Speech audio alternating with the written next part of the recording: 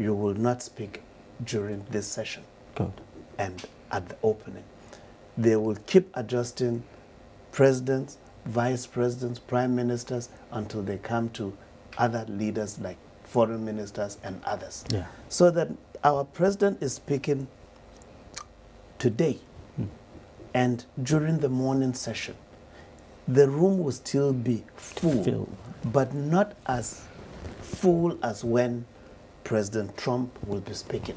Because soon after Trump speaks, he will leave the hall. And other leaders too tend to leave. So between now and 1 p.m. New York time, the hall will be congested. And that is the audience that Mr. President will be speaking to. But much more than that, it's a big plus for Nigeria that after the negative reporting about the absence of Mr. President to attend to his health, a lot was written within and some even questioned outside. Was he coming back to continue as Mr. President for Nigeria? He has answered to that question loud and clear. Not just to the region, but to the international community. Yes, yeah, the whole world. The third point I want to make about his attendance is the fact that leading the Nigerian delegation by the president himself is a sign of the commitment of Nigeria to her national, regional, and global responsibilities.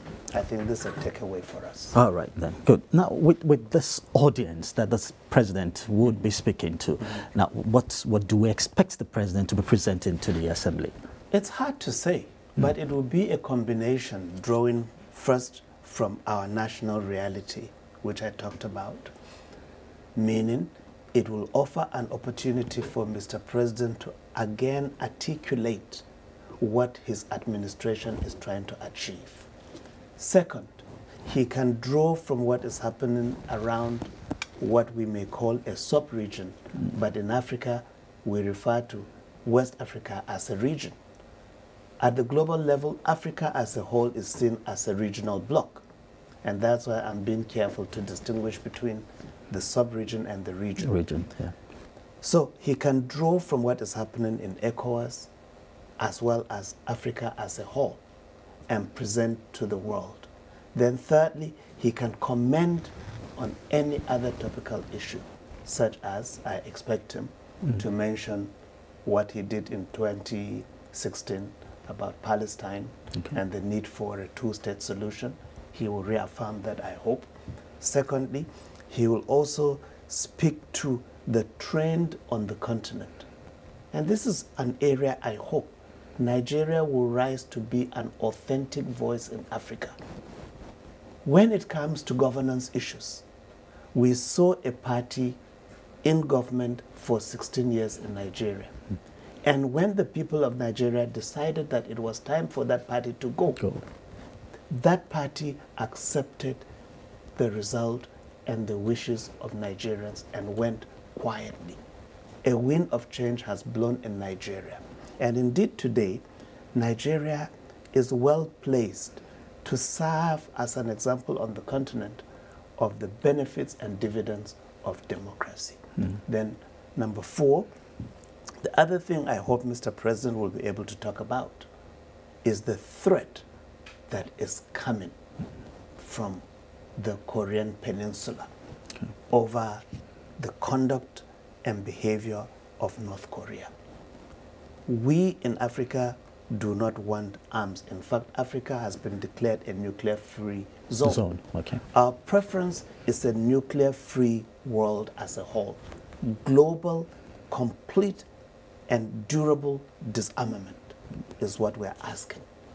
But it is very dangerous and equally provocative for someone to be doing certain things and then pointing fingers at another and saying, you do not have the right to do as I'm doing. So do as I say and not as I do. That's a fact at the global level, but it is neither here nor there. It's all about power. And lastly, the other thing I do hope that the president can talk about is the dual challenge of climate change and its effects, because in some cases it is giving a push to migration. Okay. So migration should be another issue.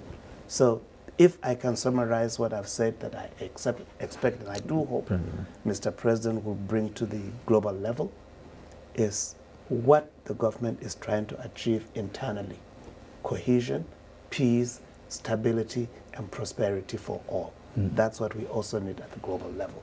Second, the president should be able to talk about the need for cooperation at the regional, continental, and global level as a whole. Then draw attention to the threat of nuclear armament, as well as this harrowing, horrendous sight we see every day of young men and women leaving the comfort of their homes to become migrants, some paying the ultimate price in a bid to find a better life. I do hope that these will feature. I've not seen his statement. I'm out of government, and of course, even if I were, I would not need to see the statement. But often being in foreign affairs, we sometimes contribute to the drafting until it is finalized at the presidency. So, but we're looking forward to hearing what Mr. President has to say. All right, now, Ambassador Lowe, this is President Buhari's third outing, you know, since he came to power. Right. Now, in your assessment, having been in government and a sensitive ministry such as the Foreign Affairs, now, do you think Nigeria's participation in the time past has helped the nation in any way? In so many ways, yes. Okay. It will be a disservice to the nation and to the people of Nigeria where our leaders at the highest level to be absent in New York this period every year, which is the opening of the United Nations General Assembly, because there is symbolism to participation, wherein if other presidents, kings and queens are meeting, and then you send a director to go and sit behind Nigeria's flag, it will be a disservice to this country, I repeat.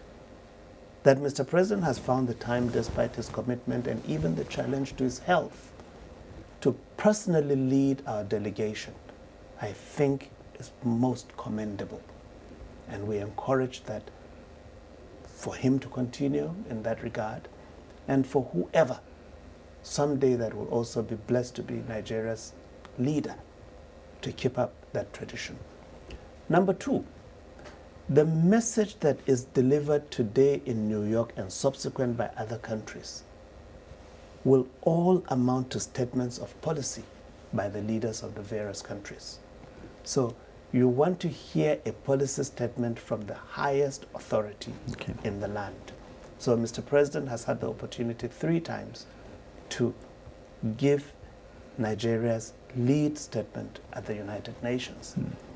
And so whatever he says will be taken more seriously. But by being in New York, he will have the opportunity to meet with his counterparts. I do know that he's scheduled to meet with Donald Trump over lunch. Yes. Whether he will be alone or with other leaders, it doesn't matter. But they will be under the same roof at the same time and will definitely have the chance to shake hands and talk, whisper during that brief moment. So by meeting with other leaders, he is engaging in what we call in diplomacy, personal diplomacy, which is a potent tool the one-on-one to negotiate and resolve thorny issues. Yes. So we're not absent from the table. And as it were, Mr. President being in New York has that opportunity again to lead from the front at the global level in whatever we are trying to achieve, whether we want to woo business people to come and invest in Nigeria, whether we want the United Nations or other countries to understand our point of view, or equally, whether we have something that is dear, such as an idea that we want to share with the rest of the world. You are hearing it from the highest personality in the country, and whatever you hear from him means that is what the country wishes to do. All right. Well, thank you very much. Now, from our monitors, I see another speaker has taken the podium. So let's go over to the plenary in New York and hear what he's saying. We are committed to an international trade system that is open and rules-based, a system that is ultimately centered on the World Trade Organization and its dispute settlement mechanism. In the upcoming Buenos Aires ministerial meeting of the WTO in December, we will once again have to face up to old pending issues. And these are pending issues that have proved detrimental mainly to developing countries. We will have to make progress on access to markets for agricultural goods, as well as on eliminating trade-distortive agricultural subsidies. We do trust that together we will rise to the occasion and be able to deliver good results. All of these efforts converge to foster our overarching purpose, i.e., to ensure opportunities will be available to all and everywhere.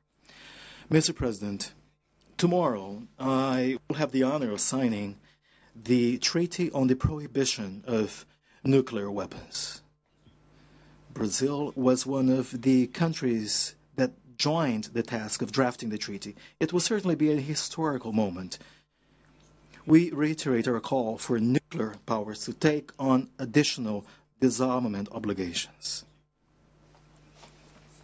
In this regard, Brazil expresses herself authoritatively as a country that, while mastering nuclear technology, has voluntarily given up owning nuclear weapons. Brazil expressed herself authoritatively as a country whose constitution itself bans the use of nuclear technology. All right, now that's the president of Brazil who has the floor now. So, Ambassador Lulu, from the rundown you have, who would be the next to speak? Whether I look at the journal or not, naturally the next speaker will be President Donald Trump. Mm-hmm. And it derives from a long-held tradition. In 1946, when the first session of the General Assembly took place in London, it was the president of Brazil that spoke first at the London meeting. And since then, Brazil has always been accorded the honor of opening each segment of the high level of the United Nations General Assembly at its regular session as now. America, being the host country, speaks next. The country that will follow America, if you remember, I said a little earlier that they draw ballot, which then is adjusted for protocol. Yeah. Assuming you take the first slip after America, because Brazil and America don't draw at all. It's given. Number one always is Brazil, followed by the President of the United States. So in essence, those that draw the ballot speak from number 3 to the very end, adjusted for protocol. So say a country that draws next, but is not led by a president, that country will have to give that slot to a country that is led by a president, a prime minister, or let me just put it in general terms, a head of government. So after Donald Trump, there is that tendency occasionally to also recognize regional blocs. I see this year that Alpha Conde will speak after Trump. Yeah. That's because President Alpha Conde is the current chairman of the African Union. And so he is representing the African bloc, and other blocs may follow. But we need to see how it goes. The actual proceedings are in New York. Okay. All right. Now, before this time, in preparation for this session, I'll just have to read something out. The UN has released some documents related to its agenda items to include education, environmental convention, and social development, as also documents on trade, gender, human development as well as globalization, and the 2030 agenda, technology and innovation, water and sanitation. Right. Now, one would think this is so much, bringing too much to the table. Can all this be properly discussed or debated on, as some people call it, a debate session? Like I said to you, there are 6 committees. Yeah. Education, for instance, will be tackled in the 3rd committee. Okay. Questions on trade, environment, and others will be dealt with in the 2nd committee. Okay. So there are 6 committees that work simultaneously, and which is why if you go to New York now, between now and December, you will feel sorry for diplomats that are accredited to the various missions to the United Nations, because they start early and close very late. In fact, in years gone by, there were occasions, and I was myself a delegate at one time, where I left the General Assembly to go straight to the airport very early one morning in 1989. So, yes, thorough debate takes place at the committee level. But whether or not the agenda items are far too many, it's a whole debate has become irrelevant, have a point. Those who feel the UN can be better also have a point. And like in America, especially when Republicans as now are in power, they tend to push the UN to the backwaters because they feel it is irrelevant. But interestingly, yesterday, I watched on TV when Donald Trump went into the Security Council. As opposed to candidate Trump, who castigated and vilified the United Nations, he was full of praise for the organization and actually made what one would regard the right sound bite that would be helpful to the world body. On this, let me emphasize that the world cannot do without the United Nations as of today. All right, but then during such assemblies, such forum, don't they have sessions where they can get feedback for people to suggest, like, okay, what we're bringing to the table, it's so much, because in the past we've not done as much as we would love to do. Those come up in statements that are made by individual delegations. But there is a hierarchy when it comes to stages of development. As you know, the main blocks are the developed and developing countries, with the developing countries demanding of the developed countries to contribute to their own development. And the developed countries feeling, for whatever reason, that developing countries are not managing themselves right, and this is where politics comes to play, whether on the issue of human rights, whether on the issue of democracy, whether on the issue of social inclusion. There is always that big debate. However, what matters, like I said, and to me would be a great improvement to the work of the United Nations, will be a system that allows measurement of results, targets that are attainable and targets also that are reasonable. But where you just tend to put language for the sake of language, I think we can do without that. As a body, the United Nations, it had so much, and it seems like it trickles down even to the president of the 72nd session of UNGA, that's Miroslav Lajčák, because he has listed his own priorities for the period of his tenure, to include making a difference in the lives of ordinary people, prevention and mediation for sustaining peace, migration, which you have mentioned, political momentum, you've also mentioned that, and SDGs and climate. All this we've discussed.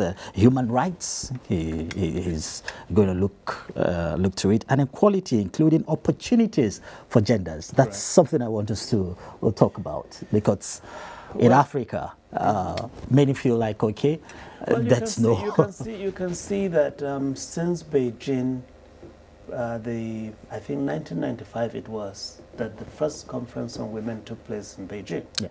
And every 5 and 10 years there have been subsequent meetings on women and the promotion of gender. But the reality is, you cannot talk about gender outside of domestic social settings. Okay. There are countries in which, by practice, custom, or culture, the place of women is defined.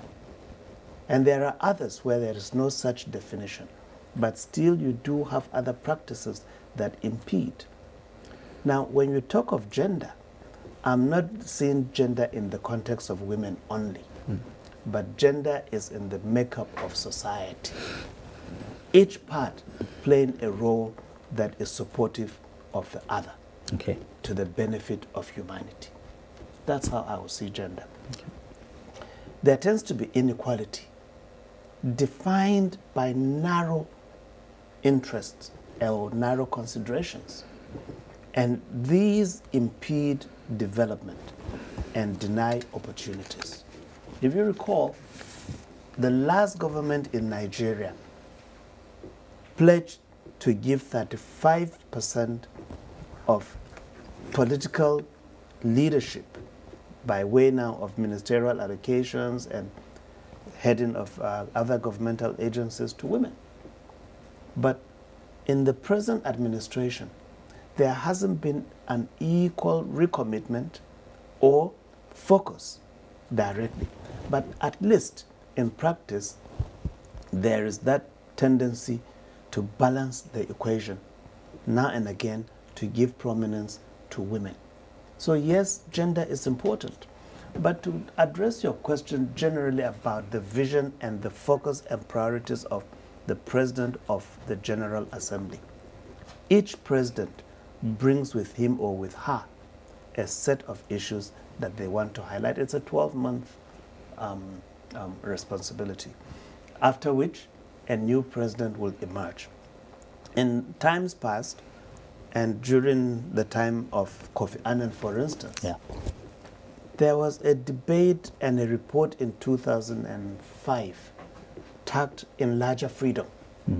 That was the time that the Human Rights Council today in Geneva was established, all in an attempt to lead for reforms within the United Nations. Okay, Ambassador, if you just hold your thoughts now from the screen, I see President Donald Trump of the United States, who's the host for the General Assembly, has just entered now. So,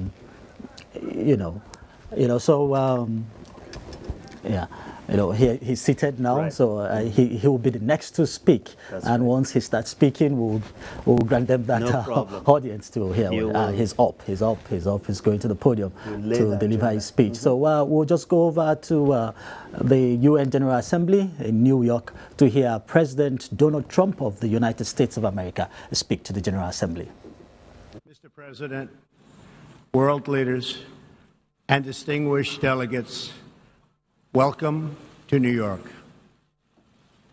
It is a profound honor to stand here in my home city as a representative of the American people to address the people of the world. As millions of our citizens continue to suffer the effects of the devastating hurricanes that have struck our country, I want to begin by expressing my appreciation to every leader in this room who has offered assistance and aid. The American people are strong and resilient, and they will emerge from these hardships more determined than ever before. Fortunately, the United States has done very well since Election Day last November 8th. The stock market is at an all-time high, a record. Unemployment is at its lowest level in 16 years, and because of our regulatory and other reforms, we have more people working in the United States today than ever before. Companies are moving back, creating job growth the likes of which our country has not seen in a very long time. And it has just been announced that we will be spending almost $700 billion on our military and defense. Our military will soon be the strongest it has ever been. For more than 70 years, in times of war and peace, the leaders of nations, movements, and religions have stood before this assembly. Like them, I intend to address some of the very serious threats before us today, but also the enormous potential waiting to be unleashed. We live in a time of extraordinary opportunity. Breakthroughs in science, technology, and medicine are curing illnesses and solving problems that prior generations thought impossible to solve. But each day also brings news of growing dangers that threaten everything we cherish and value.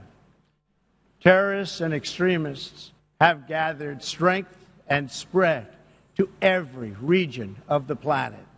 Rogue regimes represented in this body not only support terrorists, but threaten other nations and their own people with the most destructive weapons known to humanity. Authority and authoritarian powers seek to collapse the values, the systems, and alliances that prevented conflict and tilted the world toward freedom since World War II.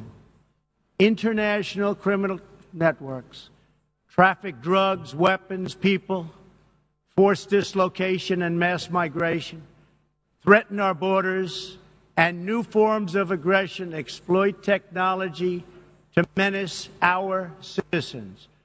To put it simply, we meet at a time of both immense promise and great peril. It is entirely up to us whether we lift the world to new heights or let it fall into a valley of disrepair. We have it in our power, should we so choose, to lift millions from poverty, to help our citizens realize their dreams, and to ensure that new generations of children are raised free from violence, hatred, and fear. This institution was founded in the aftermath of 2 world wars to help shape this better future. It was based on the vision that diverse nations could cooperate to protect their sovereignty, preserve their security, and promote their prosperity. It was in the same period, exactly 70 years ago, that the United States developed the Marshall Plan to help restore Europe. Those 3 beautiful pillars, they're pillars of peace, sovereignty, security, and prosperity. The Marshall Plan was built on the noble idea that the whole world is safer when nations are strong, independent, and free. As President Truman said in his message to Congress at that time, our support of European recovery is in full accord with our support of the United Nations. The success of the United Nations depends upon the independent strength of its members. To overcome the perils of the present and to achieve the promise of the future, we must begin with the wisdom of the past. Our success depends on a coalition of strong and independent nations that embrace their sovereignty to promote security, prosperity, and peace for themselves. Right, President Donald Trump of the United States there, he has the floor. Ambassador, just on a lighter note, I spotted the wife of President Trump in the gathering. No, so do spouses have the privilege to be in the room when... Very positive, yes. Oh, really? Oh, yeah. Okay, that's nice. I mean, you don't expect that you go with your spouse and then you are denied access. Again, it is their show, like I said. This is a segment that belongs to heads of state and government. Yeah. And so I was expecting that they will all just be... No. Oh, okay, no, so... No. You would have noticed that there are names around the table. Yeah. That's where each delegation sits. Yeah. And they, again, allocate those seats, arrange them alphabetically, not from A, but again, it's based on a draw. So the country that picks the first ballot will sit at the extreme left on the front bay. Okay. Then all the letters that come after that country, let's say Uganda. If Uganda picks the first ballot, Uganda then will sit at the front row left seat, followed by any other country that comes with U until Z.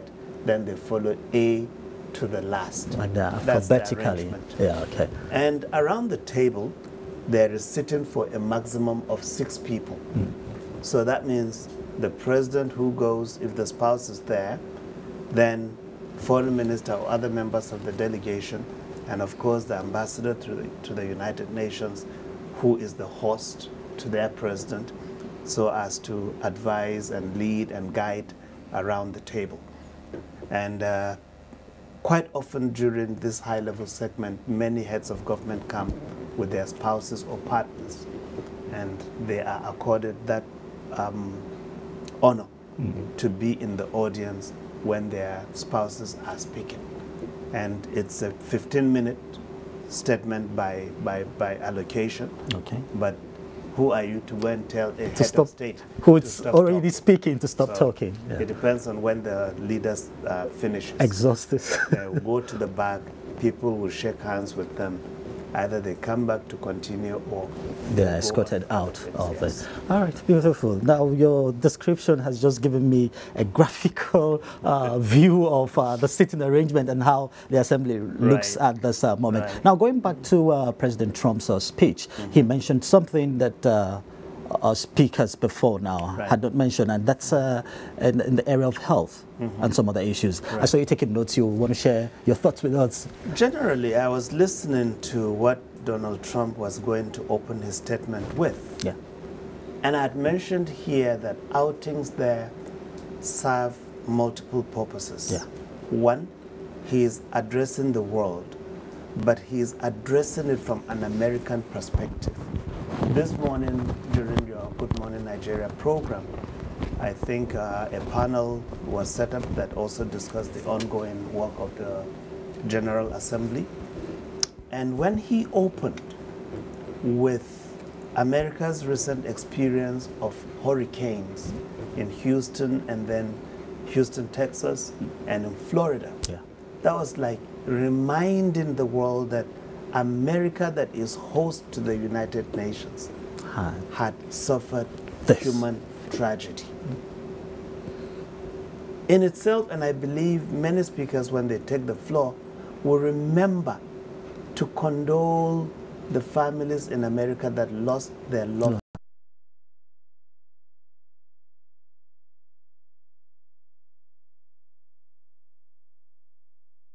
that he will put up front. Destructive weapons, I'm sure, he must have been referring to nuclear weapons. Because not long ago, when North Korea tested a device and threatened to attack Guam, he said America will respond with a fury and power, the like of which the world has never known or seen. Same. Exaggeration? I don't know. Bottom line is what? You talked about health. Isn't it now within 48 hours that we heard that incidents of yellow fever had again reoccurred in Nigeria?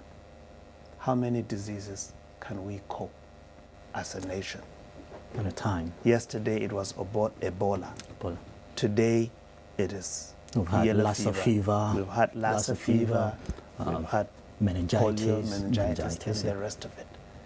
If you take the cumulative effect of diseases on productivity, you discover then that I think one of the greatest threats to our development will not come from Boko Haram. It will not come from the demand for restructuring, as we now have with the indigenous people of Biafra, but it can well come from an incipient source, such as a debilitating ailment that undermines the health and productivity of Nigerians. So I'm saying, in effect, that it is important to give prominence to health, economy, and other matters that can undermine our national development and productivity. All right, Ambassador. Now, such a forum as the UN General Assembly is seen as a platform for countries, nations, developing nations, to meet with bigger countries, right, in quotes, you know, seek assistance. Now, we've been participating, we've had the opportunity to participate. Do you think we've enjoyed such? Yeah, it's the highest platform for networking. Yes. Social, economic, and political. And by the mere fact that Nigeria is present at this gathering, I think is itself a thing of joy. But putting deadlines by which they should be attained. If you remember with the MDGs, it was to reduce poverty, for instance, by 50%. But that was not good enough. Because what about the other 50% that we would leave behind? So the SDGs build on that to say not just reducing poverty by 50%, but to provide sustainable development goals that will transcend generations and will for all times last. So if we come back in our practices at home and implement policies that are responsive to the needs of Nigerians, policies that help to lift Nigerians and at all times guarantee safety and assure security, then you are laying a foundation for peace and stability. But if, on the other hand, we dissipate our energies in amassing arms, engaging in kidnappings, going about deceiving people through confidence tricks by way of internet, you send and deceive and defraud, you're undermining your own development and ultimate security. Because the Charter of the United Nations begins with we the people. In our case, who are the people? And what is the essence of government? Essence of government is in the people.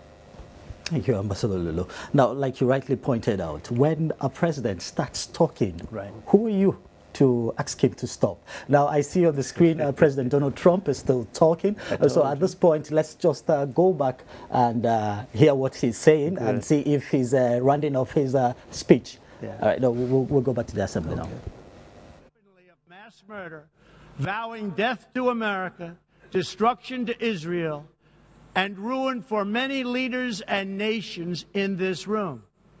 The Iranian government masks a corrupt dictatorship behind the false guise of a democracy.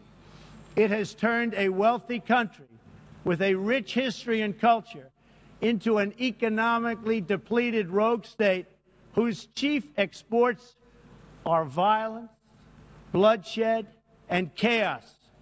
The longest suffering victims of Iran's leaders are, in fact, its own people. Rather than use its resources to improve Iranian lives, its oil profits go to fund Hezbollah and other terrorists that kill innocent Muslims and attack their peaceful Arab and Israeli neighbors. This wealth, which rightly belongs to Iran's people, also goes to shore up Bashar al-Assad's dictatorship, fuel Yemen's civil war, and undermine peace throughout the entire Middle East. We cannot let a murderous regime continue these destabilizing activities while building dangerous missiles, and we cannot abide by an agreement if it provides cover for the eventual construction of a nuclear and imprison political reformers. Oppressive regimes cannot endure forever, and the day will come when the people will face a choice. Will they continue down the path of poverty, bloodshed, and terror, Or will the Iranian people return to the nation's proud roots as a center of civilization, culture, and wealth, where their people can be happy and prosperous once again? The Iranian regime's support for terror is in stark contrast to the recent commitments of many of its neighbors to fight terrorism and halt its financing.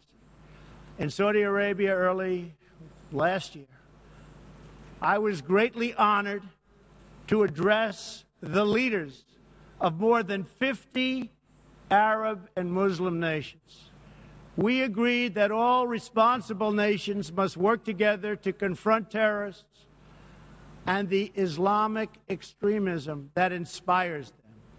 We will stop radical Islamic terrorism because we cannot allow it to tear up our nation and indeed to tear up the entire world.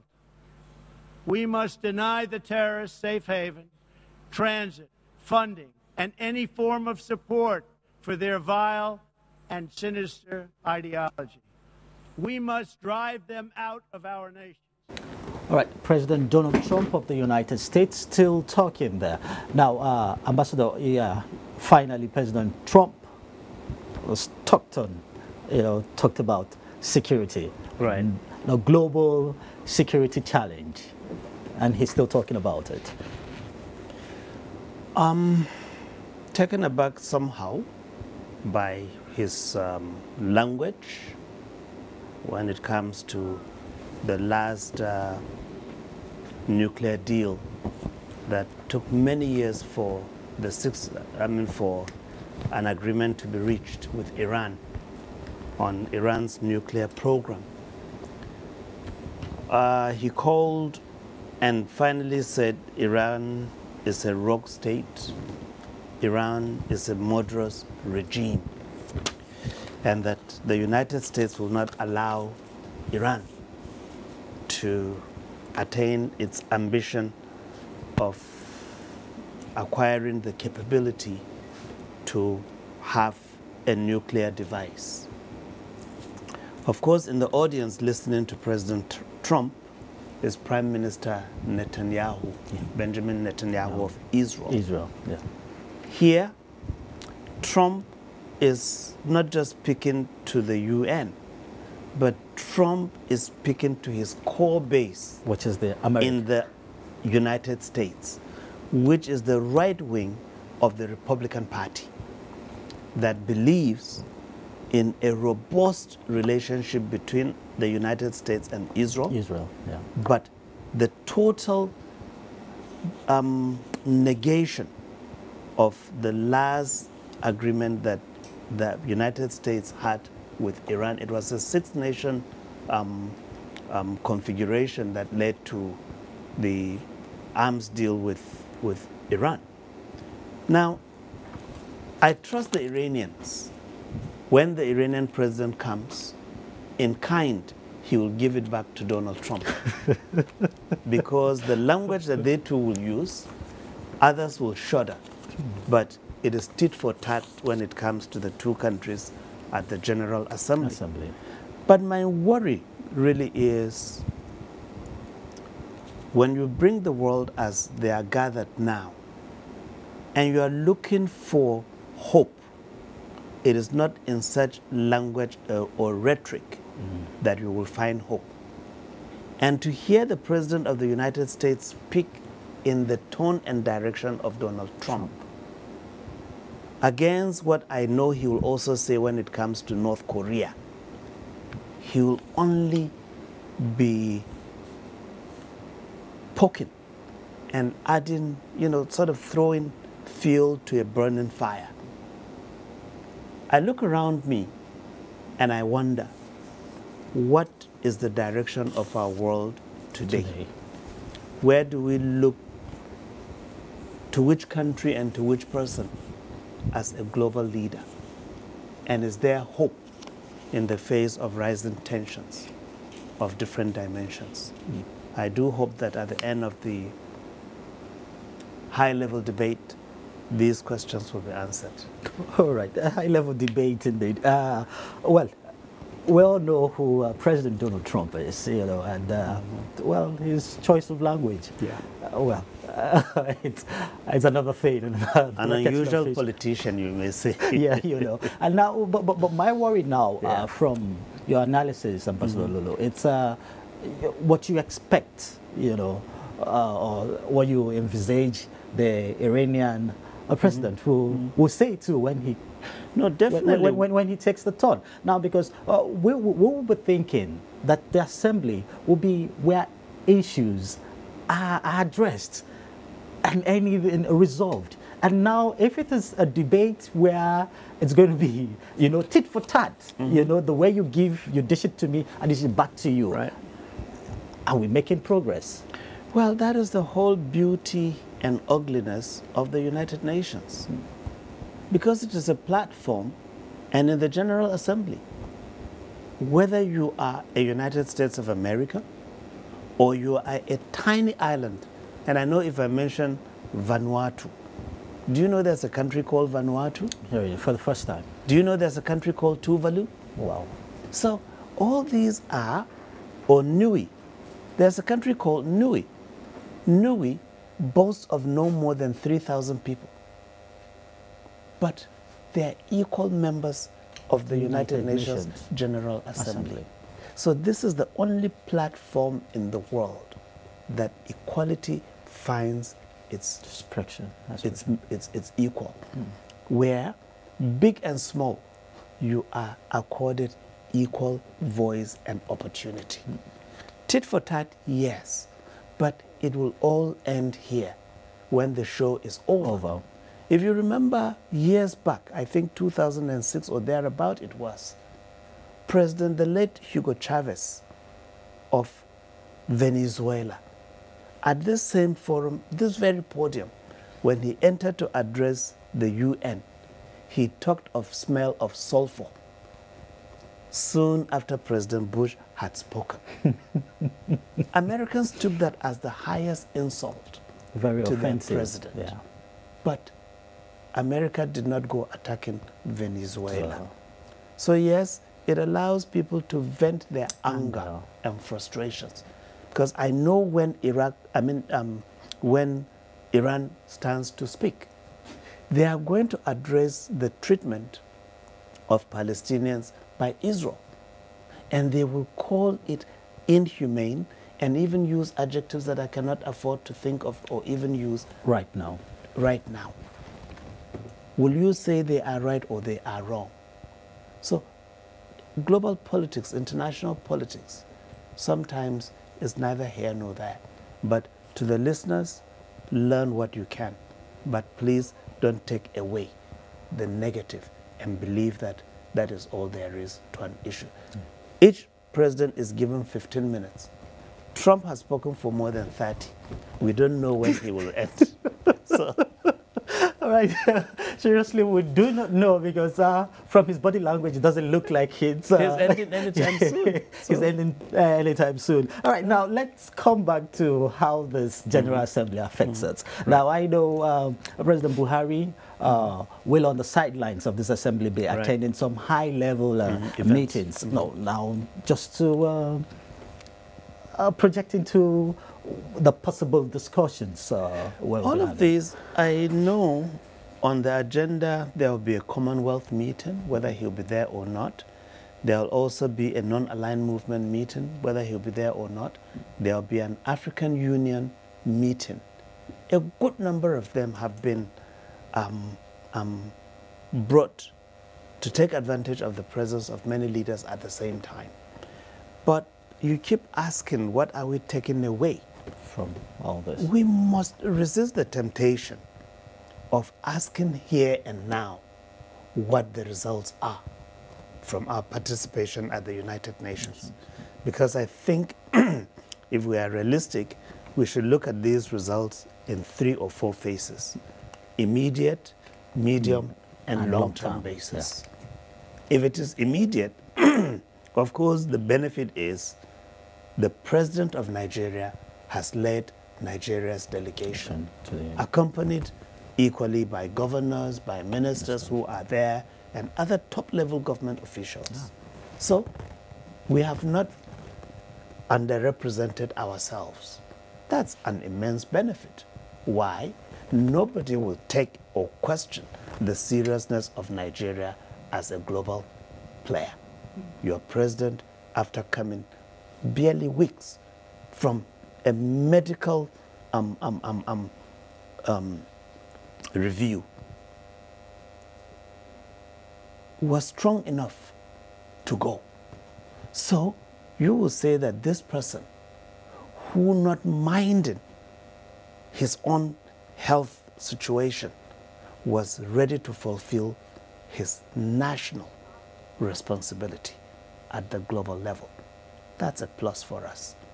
But equally, like I said, his being there, so many people would want to see him on the sidelines. Business people wanting to invest in Nigeria, some wanting to share new ideas with Nigeria, they will be there. What value will you put when they come and invest? Which is why I said, let us not ask for immediate and measurable results as of today. When he comes back next week or thereabout, we say, okay, what have you brought with you? He can't bring those results in his suitcase. No. But in the medium and long term, you begin to see, let's say, in our power sector, in the agri sector, even in the area of building global support for the return of looted funds from Nigeria. Very good. This is the time that he will be able to network and achieve such results. Impact again on us is because we have participated in the deliberations, we've had an opportunity to express ourselves. We will question where we need to question. And if you remember, I said Nigeria should position itself to be an authentic voice on the continent. Nigeria should also join the bandwagon in setting the global agenda. We must not just be responsive, but we must be proactive, meaning be upfront. If you have an idea, such as now, I think this is a good opportunity for Nigeria to champion moderation and reiterate it as voice of reason. Because if you hear Trump, you hear the president of Iran respond, Rouhani, or you hear somebody who may ultimately come from North Korea, you would think that any minute from now, another war will break out. We want everything and all the things possible except war for humanity. All right. Now, you've talked about the lunch between the two leaders, right. President Buhari and President Trump. Now, we also know that President Buhari will also hold bilateral talks, and so far in his itinerary, apart from giving the address to the General Assembly, this is one defined meeting he's going to have with the UN Secretary General, that they'll be discussing bilateral relations. Now, let's just look around that, the possible discussion.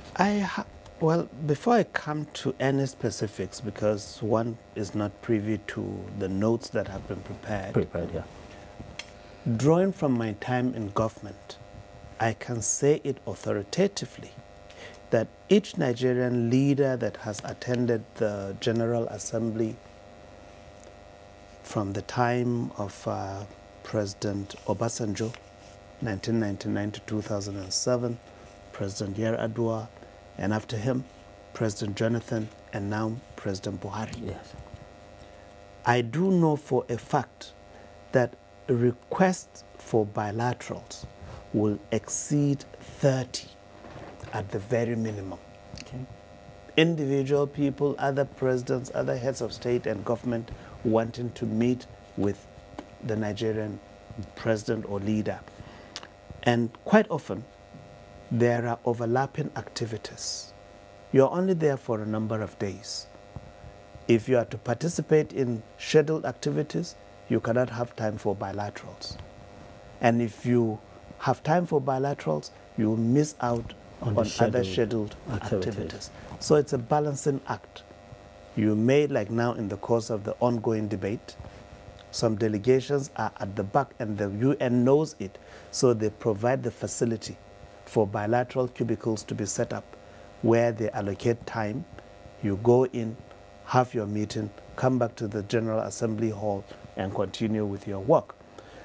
But I expect that when Mr. President meets with the UN Secretary General, it will be their first meeting, because the Secretary General only assumed office January 1, 2017. Yeah.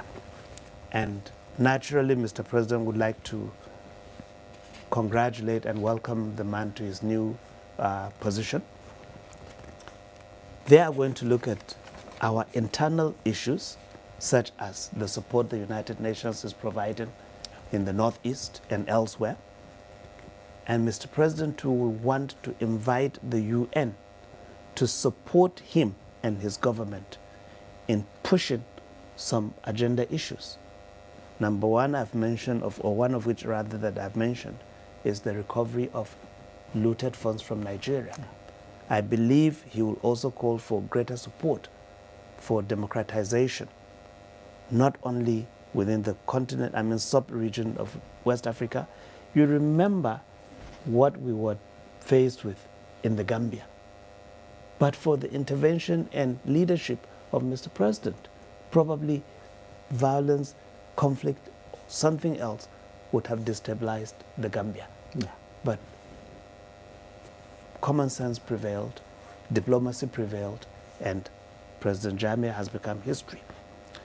Then you have the Lake Chad Basin issue that is drying and Nigeria wants to recharge it. Yes. We can't do it alone. We need partners. Then the whole threat of America withdrawing from the Paris agreement on climate change, that will be a major setback. And I believe that the man speaking will still address that issue. I hope not as strongly as he did on Iran, because if he does, I think it will be a sad moment for the global community and an indication that truly America and America's leadership will be in retreat. Thank you, Ambassador Lulu. Let's now just go back and hear President Trump as he's still speaking. You see, the red there is saying he has extended. Wrote that the American Revolution was effected before the war commenced. The revolution was in the minds and hearts of the people. That was the moment when America awoke, when we looked around and understood that we were a nation. We realized who we were, what we valued, and what we would give our lives to defend. From its very first moments, the American story is the story of what is possible when people take ownership of their future. The United States of America has been among the greatest forces for good in the history of the world, and the greatest defenders of sovereignty, security, and prosperity for all. Now we are calling for a great reawakening of nations, for the revival of their spirits, their pride, their people, and their patriotism. History is asking us whether we are up to the task. Our answer will be a renewal of will, a rediscovery of resolve, and a rebirth of devotion we need to defeat the enemies of humanity and unlock the potential of life itself. Our hope is a word and world of proud, independent nations that embrace their duties, seek friendship, respect others, and make common cause in the greatest shared interest of all, a future of dignity and peace for the people of this wonderful earth. This is the true vision of the United Nations, the ancient wish of every people and the deepest yearning that lives inside every sacred soul. So let this be our mission, and let this be our message to the world. We will fight together, sacrifice together, and stand together for peace, for freedom, for justice, for family, for humanity, and for the Almighty God who made us all. Thank you. God bless you. God bless the nations of the world, and God bless the United States of America. Thank you very much. And finally, President Donald Trump of the United States has finished his speech. Ambassador Bulus Lolo, what would you say about the way he rounded off? I think he rounded up by reaffirming the value of solidarity and partnership. Yeah. The rhetoric that he brought, in my view, has in large measure been moderated by the optimism that he ended his speech with. Because there he said, standing together, the world Fighting as one, together. fighting, Together. defending, and promoting is better than one country arrogating to itself the knowledge, the responsibility, and the ability to decide the shape and future of humanity. Beautiful. Now, you see, like maybe he just wanted to hit it up, then bring it and pass this message. You know, at the beginning, the way he went about it, you know, and you know, there is a dual character, and this is not my personal opinion. Within the United States establishment today, there is a big question about the persona and person of Donald Trump. There is a Trump that is tamed when he reads from a text, and a Trump, as we heard him say August 15th in response to the riots in Charlottesville, wherein he blamed both sides for supremacists who were calling for the destruction of Israel, who were calling, not the destruction, rather, denial of Jews and blacks and other minorities in America. Now, when he was condemned and he read a prepared text, he spoke differently. So when you give Donald Trump a written text and get him to read from his teleprompter, he strikes the right note. But the question then comes, when he speaks off the cuff, he goes the other way. So who is he and what is he? That's why his persona and his person are questioned. But on a day like this, I think he has ended his statement on the right note, because by reaffirming the place of the United Nations, that he is so viciously castigated as a candidate, only shows that there is hope. The United States will not go back to those days and years when they refused to pay their dues because they disagreed fundamentally with the leadership and direction of the United Nations, and that was in the 90s. Now, with what I had said earlier, the world desperately looking for leadership, I do hope that during the Trump presidency, we are going to witness not a decline, not a retreat. The very minimum should be the maintenance of the status quo in moral and political leadership around the globe. Because either way you tilt the ball will not be good for humanity. And I hope, too, that the rest of the world will not be tempted, because we are seeing so many blocks of power, so many actors. Gone are the days when you would say and define the world simply as made up of unitary actors, state actors. There are non-state actors today that are capable to challenge the system as we had in the past. You don't have to have a standing army to be a threat as ISIS is. ISIS is a local bloc with international links. And the effects are not limited to where ISIS has its base, but it is being felt every day.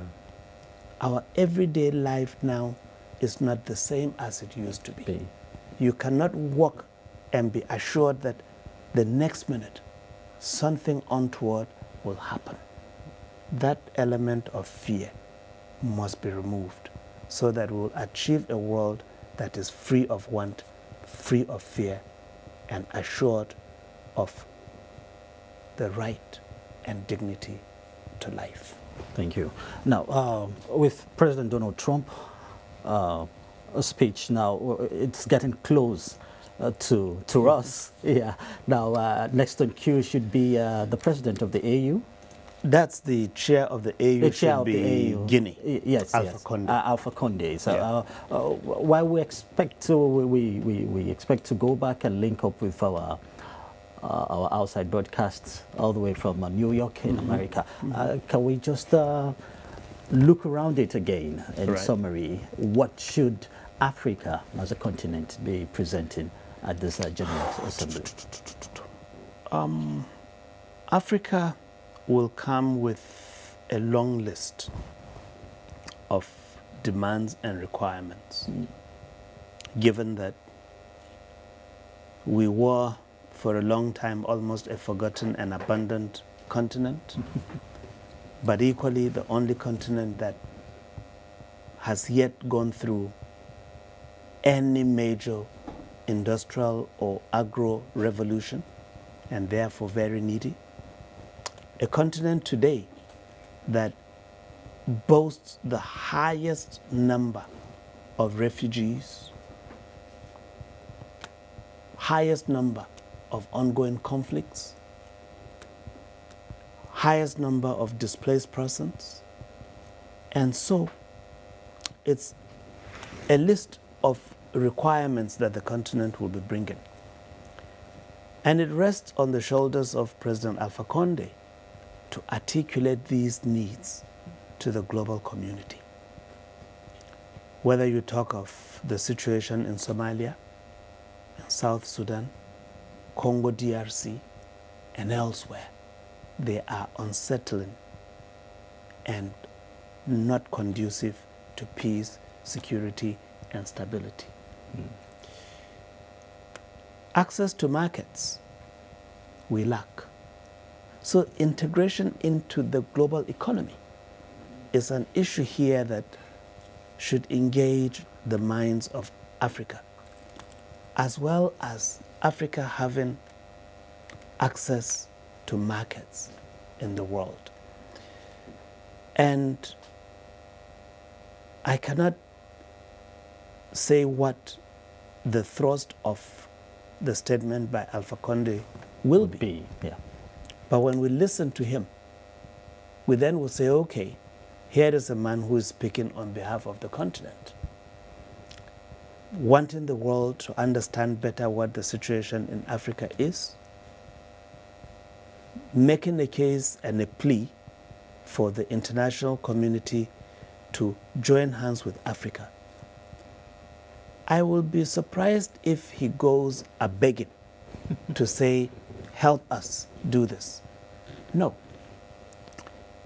I will expect him to invite the others to come into Africa, because Africa is a continent that is ready to engage, but Africa also is offering opportunity and will rise to be a partner at the global level.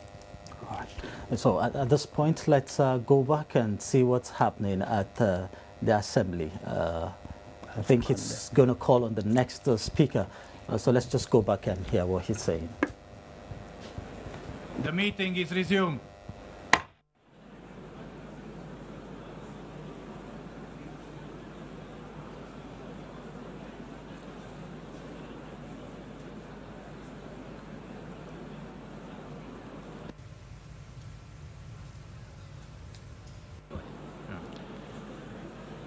The Assembly will hear an address by His Excellency Alpha Conde, President of the Republic of Guinea.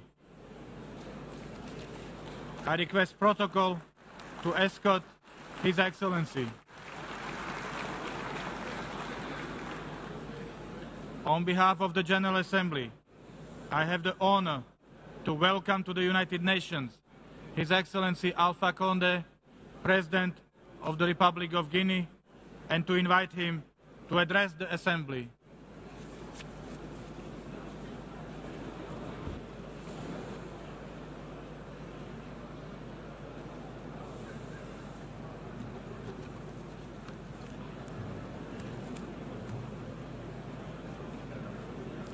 Monsieur le Président, Mr. President, Excellencies, ladies and gentlemen, heads of state and government, Secretary General, ladies and gentlemen, delegates, ladies and gentlemen. It is a great honor for me, in my capacity as Chairperson of the African Union, to take the floor in this crucible of multilateralism to speak to this august assembly. The topic uniting us is focusing on people, striving for peace and a decent life for all on a sustainable planet. This topic is particularly pertinent for Africa. From the outset, Mr. President, I would like to express my sincere congratulations to you on your election to the presidency of the 77th session of the General Assembly. I have no doubt as to the dynamism that you will bring to our work in order to bolster the work of your predecessor, Mr. Peter Thompson. We would like to pay a well-earned tribute to him for having made Africa his priority, thereby giving a remarkable impetus to the implementation of the 2030 Agenda for Sustainable Development. Mr. President, Africa, once subjugated, put to work, molded to purpose, and marginalized, has awoken. It has risen up to fight for sustainable development, justice, and good governance. Today, more than ever, Africa is fully determined to take its destiny into its own hands, fully determined to be the main stakeholder in its development, and to fully play its role in managing international affairs. Indeed, it will not be an easy task. However, we will keep our faith because we have the necessary potential and assets to raise up our continent to take its place as one of the greatest on the world stage. From this standpoint, Africa is extending a sincere and friendly hand to all the goodwill partners, aware that there is no true happiness and that it is shared. There is no wealth and that is fairly distributed. There's no viable and promising partnership unless it is a partnership of equals. There's no lasting peace unless it is inclusive. There's no sustainable development unless it respects and fosters dignity of peoples. Mr. President, the interdependence of the challenges confronting humanity requires a paradigm shift in our perceptions and our actions, in particular as regards Africa. Africa's priorities must be tackled not through empathy or with empathy, but with pragmatism, because destinies are no longer isolated in this world. Given this situation, it is important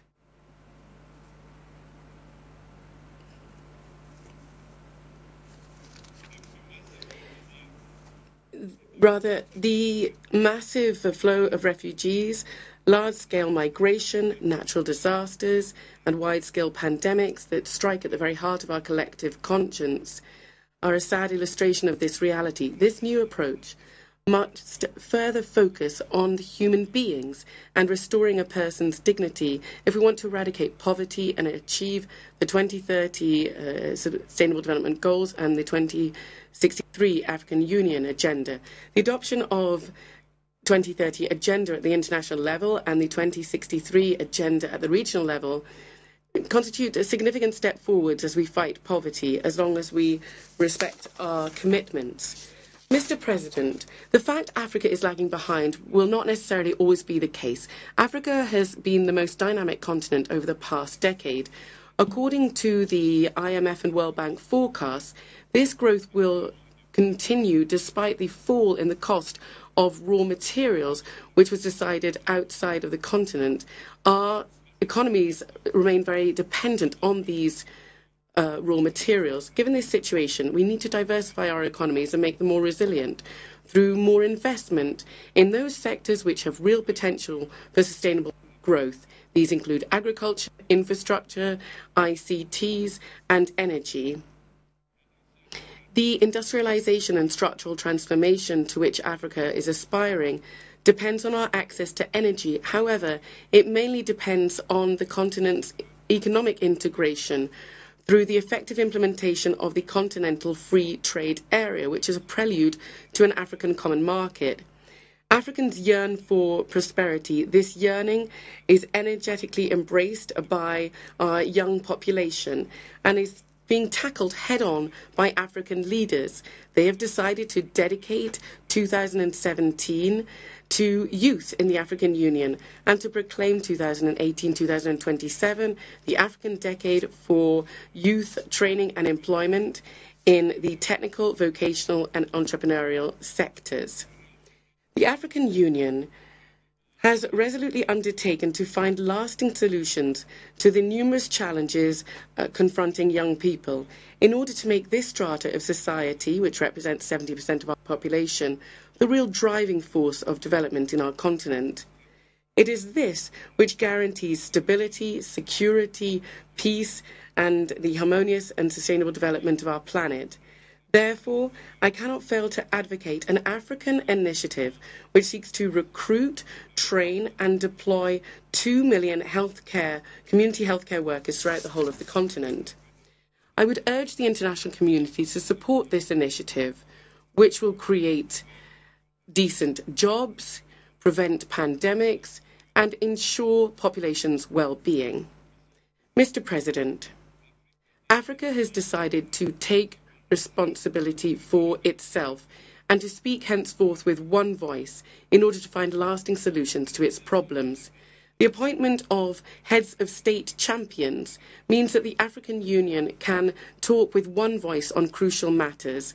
We have started an institutional reform process to bolster the effectiveness of our organization, streamline its action, and reaffirm its political, economic, and financial autonomy, thus enabling us to play a leading role on the international scene.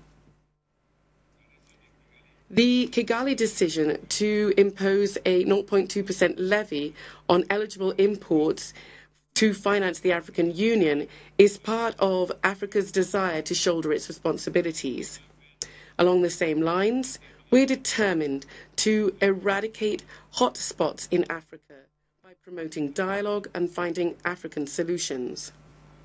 We urge the international community to focus its action on this, in particular in Libya, the Central African Republic, the Democratic Republic of Congo. President Alpha Condé of Guinea, the chair of African Union, has the podium now, delivering his speech at the 72nd UN General Assembly. Ambassador Lulu, how would you assess his opening speech? Did it meet your expectations? Did he highlight what you think will be? I'm not quite surprised because, of course, I expected him to talk about the opportunities in Africa, and like I said, he should not go with a begging bowl. Rather, he is talking, and I caught him say, there is an African initiative on health that will seek to deploy 2 million workers across the continent, which is a very good one, to fight, in his words, against pandemics. And these pandemics, you can name them: malaria, tuberculosis, HIV, AIDS, and here for us in Nigeria, we have Lassa fever, we are still battling with it, yellow fever, and others that may come. And he also talked about migration. If you look at the pictures that come from the Mediterranean today, you would discover that apart from those that are coming from Syria and maybe Iraq, the bulk It's from Africa. from Africa. Why so? Here is a challenge for our political leaders that they must provide an environment for our people to feel safe in their homes, not be tempted to leave their homes because the pastures elsewhere are greener and therefore necessarily better, but that wherever you are, you can meet your needs. The most basic of your needs can be met, because I don't know of any country, and indeed there is none in the world, where you can just stoop on the street and pick ounces and ounces of gold that you can sell to make into money. What you see that is good has been put there through the brains, the brawn, the sweat, and hard work Of the inhabitants. of the people of those countries. And if we can do the same thing in our own shores, then there will be good life for all. But if you fold your arms, sit in a corner, and ask somebody else to work for you, there are no slaves who are institutionalized to work while another sits and enjoys the good things of life. No, we must all be slaves for our own selves. Beautiful. Yeah. The interesting thing for me, why the speakers take the podium, it's that while walking around the agenda of the 72nd General Assembly, they still find way to inject issues that it's, you know, it's of particular interest to them. Everybody bring in, and so far, he's the first person who's talked about issue relating to young people, right? Because he talked about the youth training and employment, you know, programs that African nations could engage in, and also the need for African for the continent as a whole to speak with one voice. You remember I told you that although there are questions whether a debate is taking place or not. And I said, by the character and nature of the interaction, issues will be brought. Some will find direct answers on the floor, and others may not find the answers immediately. But by and large, because they have been introduced, somewhere somebody will take them up. And quite often, in fact, you will hear some speakers say they agree with the views expressed by the previous speaker. So there will be more that will come. And each delegation will speak, one, from the point of view of their national interest and what they want. Two, they will also respond to issues as they affect them. Like I said about Iran responding to the United States. So ultimately, we will hear over the next couple of days, and when the report is put together, if there is a synthesis of it. But as we speak, the UN is beaming this on its website. So whether you are present in the General Assembly or not, you can actually follow live as the discussions take place using your web connection, if you have, television in America, if you have, or in some places, even on radio. That's what they are doing right now. All right. Okay, at this point, let's rejoin the General Assembly, where President Alpha Conde of Guinea is presenting his address to the General Assembly. So we'll see what's going on there. Let's give them this opportunity, or they'll take it themselves. Together, let us create the type of globalization which is more humane and more positive. Let us make our planet safer, and let us conserve it. In order to do this, the 2030 Agenda, the Addis Ababa Action Plan, and the Paris Climate Agreement provide a reference framework for us. Let us strive to implement them effectively. I cannot finish without launching an urgent appeal to the international community for them to provide better assistance to Sierra Leone, affected by one of the worst natural disasters in its history. Once again, we would like to express our compassion and our solidarity to the people and government of this brotherly country. Thank you very much.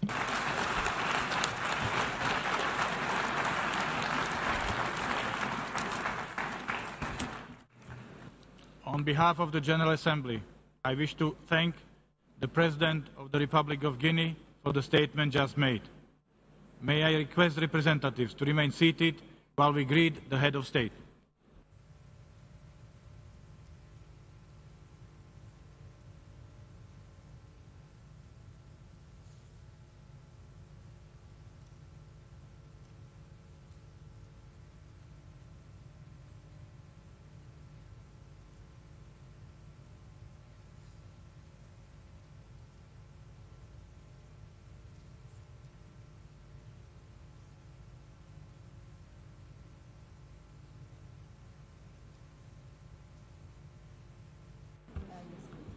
Before proceeding further, I'd like to request that representatives make an effort to maintain silence in the General Assembly Hall in order not to interrupt the proceedings and out of courtesy to other delegations.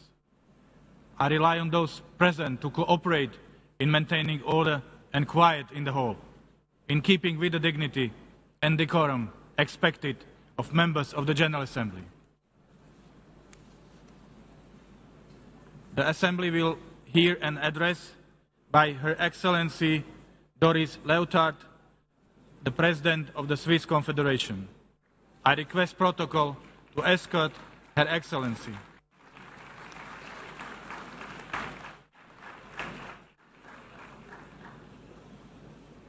On behalf of the General Assembly, I have the honor to welcome to the United Nations Her Excellency Doris Leuthard, the President of the Swiss Confederation, and to invite her to address the Assembly.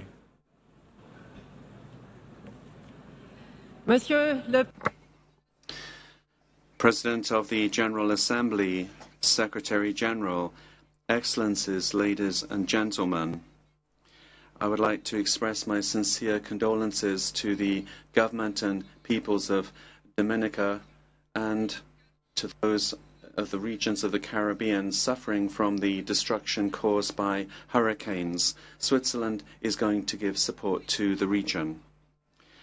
Yes, certainly since the year 2000, humanity has made remarkable progress in fighting these scourges such as hunger, extreme poverty, and difficulty in accessing education. But there are still 795 people suffering from famine in the world. Every 10 seconds, a child dies from malnutrition, without counting the other challenges that have to be addressed: climate change, inequality throughout the world, conflicts and disastrous humanitarian disasters, and also forced displacement and migration. No country, no individual is able themselves to find the answers to today's challenges. They're too big, they're too complex, and they go beyond our borders. They relate to the entire international community.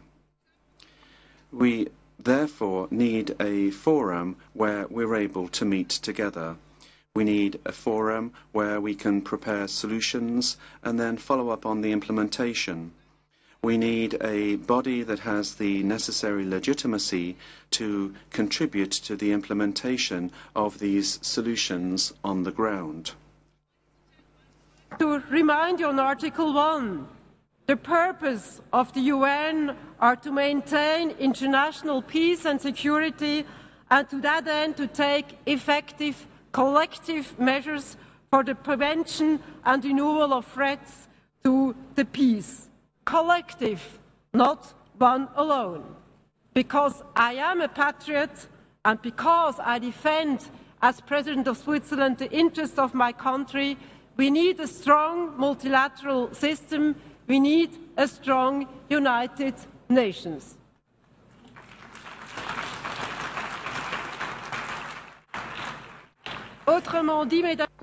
In other words, ladies and gentlemen, we need more United Nations and a strong United Nations, and the fact that we have to repeat this today should set the alarm bells ringing. In order to preserve and strengthen the UN's capacity to act, we must tirelessly pursue the effort at investment, and Switzerland is actively involved in this regard. Investment, that is, in the core issues that are an absolute priority. It's important that we place at the heart of the UN's activities the subjects which today, as well as tomorrow, will be of fundamental importance. In this regard, the member states of the United Nations have achieved important milestones in recent years. I think, for example, of Agenda 2030, the Paris Climate Change Agreement, or the willingness to transfer resources from post-conflict management towards prevention in order to intensify activities which will sustain peace in the long term. In these areas, we need to progress towards fixed goals. The 2030 Agenda offers in this respect a good example. Its success will be measured by its degree of implementation. Important measures have also been taken within the United Nations. Switzerland welcomes, in particular, the reforms of the United Nations system that Secretary-General Guterres is conducting in the three areas of peace and security, development and management. With regard to peace and security, Switzerland supports the priority that the Secretary-General attaches to prevention, and for a very simple reason. When a conflict breaks out, the price to pay in humanitarian, economic and financial terms is much higher than the cost would be of prevention activities. In order to strengthen conflict prevention, it is essential to promote human rights. Switzerland invites all states to support the call of the 13th of June, demanding that human rights be placed at the heart of conflict prevention. Increasing mediation capacity is another important means to prevent conflicts. Moreover, the Global High-Level Panel on Water and Peace, an initiative launched by Switzerland, proposed here yesterday in New York measures that should make it possible to better prevent conflicts related to water. The United Nations and regional organizations can play a major role in this regard. Swiss is actively committed to non-proliferation and the complete elimination of nuclear weapons. Their use would have disastrous consequences for humans. We are convinced that only negotiations and a diplomatic process will make it possible to find a solution to the security problem posed by the nuclear crisis on the Korean Peninsula. Trust, ladies and gentlemen, is another important aspect. In order for someone to be able to take effective preventive measures, that person needs to have confidence. When it comes to the United Nations, that means that the quality of partnership established with the host country concerned and its population is of vital importance.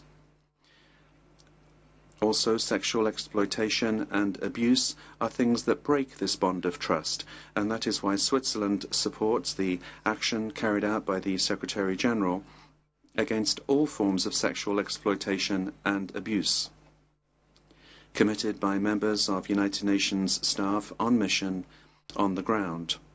And as part of our commitment to this issue, Switzerland will be contributing to the United Nations Fund for the victims of sexual exploitation and abuse. With regard to the United Nations development system, we welcome the proposal to encourage more joint initiatives between the various entities of the organization. Allow me, by way of example, to mention two areas where we're facing major challenges: migration and the digital era. At the end of 2016, the number of people displaced throughout the world reached a level not seen since the Second World War. The majority of them had been displaced from their own countries. In Europe, for example, when it comes to migration, we need to be able to find a solution that is based on solidarity between countries, and we have to stabilize the political situation in Libya. Switzerland wants to ensure that the Global Pact for Migration not only addresses the challenges, but also the opportunities brought about by international migration. The path ahead of us is a long one. It's important that, however, that all countries do their part. We are happy to be able to specifically contribute to this success through the intervention of our permanent representative in New York, acting as co-facilitator of the Global Pact for Migration. Another current challenge is the dawning of the digital age, which is transforming the world at an alarming pace. It is a great opportunity, but also it is a cross-border challenge. Issues such as access to the internet, the impact of digitization on sustainable development, but also cybersecurity are things that need to be dealt with hand in hand. The 12th Forum on Internet Governance that Switzerland will host in Geneva in December 2017 will provide an opportunity to discuss these issues. In order to preserve the UN's capacity for action, we must also invest in the process, because the United Nations is distinguished not only by its areas of action, but also by its working methods. A modern and effective management is necessary to ensure the robustness of the United Nations system. The reforms in the area of management are therefore indispensable. In our interconnected world, dialogue is essential. Dialogue requires time, and everyone needs to be involved. It has to be conducted on a large basis and include all relevant parties. Political dialogue, for example, between states, it would appear, is not sufficient when it comes to fighting climate change. The extreme weather events such as hurricanes clearly show that the Paris Agreement on climate change must be quickly implemented. The scientists believe that if nothing is done, phenomena of this nature will become the new reality to which we shall have to adapt. The private sector, whose role in the area of innovation, progress and development is essential. It participates, for example, in preparing solutions together with the world of science and politics. Scientific diplomacy and exchanges between scientists makes it possible for us to take the correct decisions. As politicians, we must base our decisions on evidence-based policy. Switzerland is firmly convinced of the need to invest in a multilateral system which works well, and in particular in an effective United Nations. Given the current challenges and in this interconnected world that we live in, to each his own is not a viable alternative. I thank you for your attention. Yeah.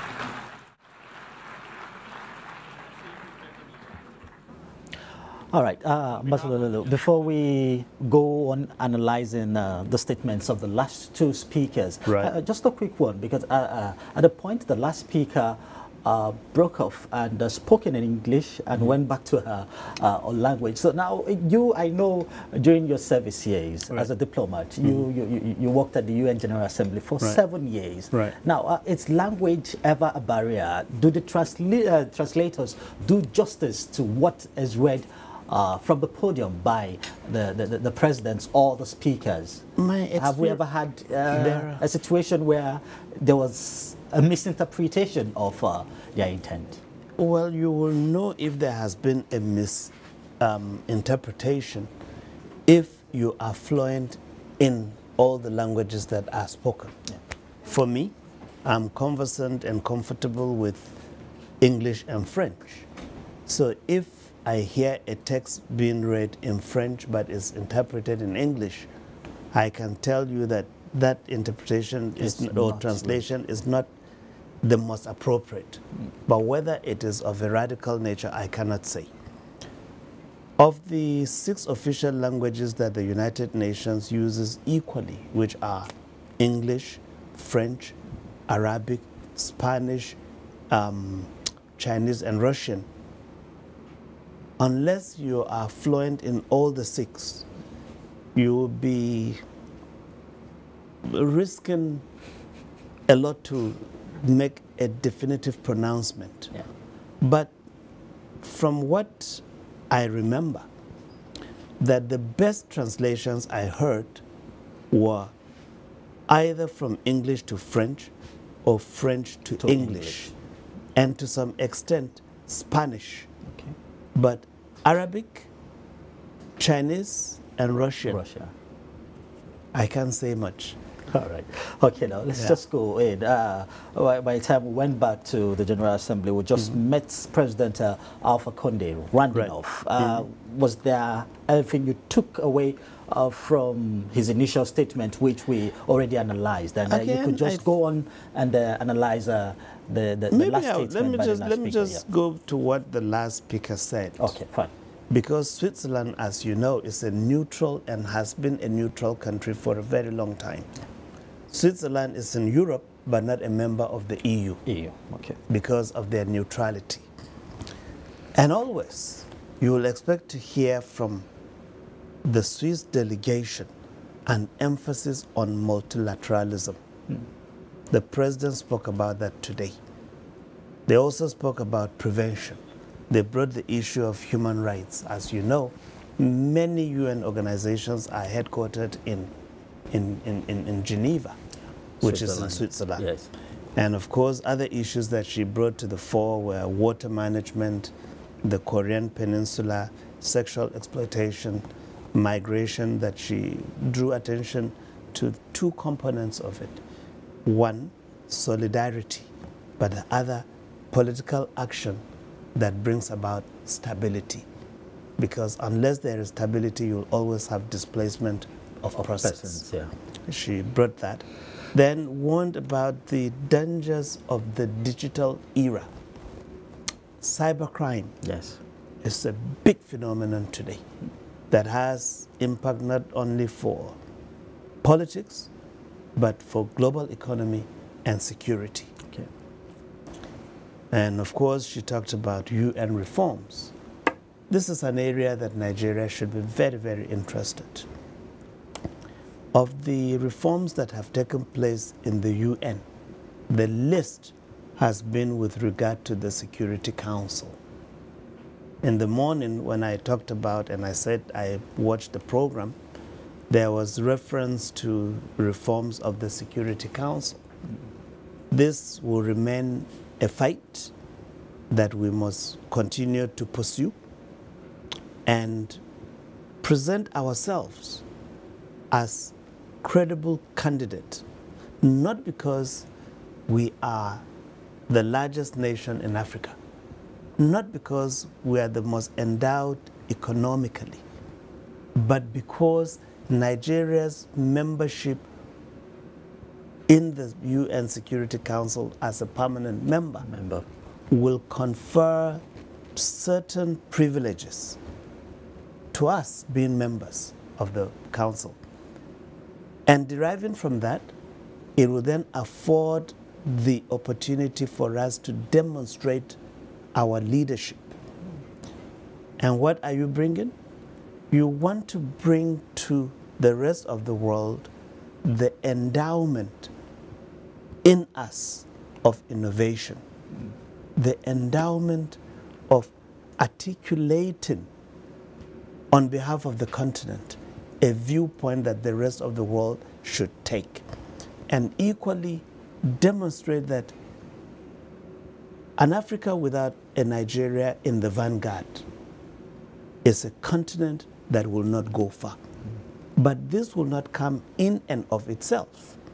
We must earn that recognition and work towards it, mindful that a great country today may not be great tomorrow. And if you want to remain great, you must then continue to invest and defend and promote and project your greatness. So yes, the president of Switzerland also brought a new concept that I haven't heard before: scientific diplomacy. That scientific diplomacy, I think, is a coinage that we can borrow into other areas, whether it is diplomacy as we know it, but she spoke about scientific diplomacy in relation to the politics of climate change.